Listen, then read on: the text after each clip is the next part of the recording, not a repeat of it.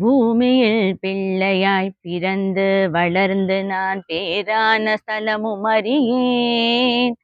பெரியோர்கள் தரிசனம் ஒரு நாளும் கண்டு நான் போற்றி கொண்டாடி அறியேன்.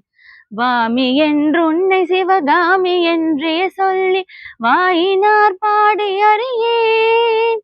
மாதா பிதாவினது பாதத்தை நாளுமே வணங்கி கொண்டாடி அறியேன்.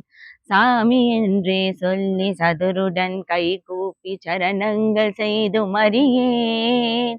சத்குருவின் பாதார விந்தங்களை கண்டு சாஷ்டாங்க தண்டன் அறியேன்.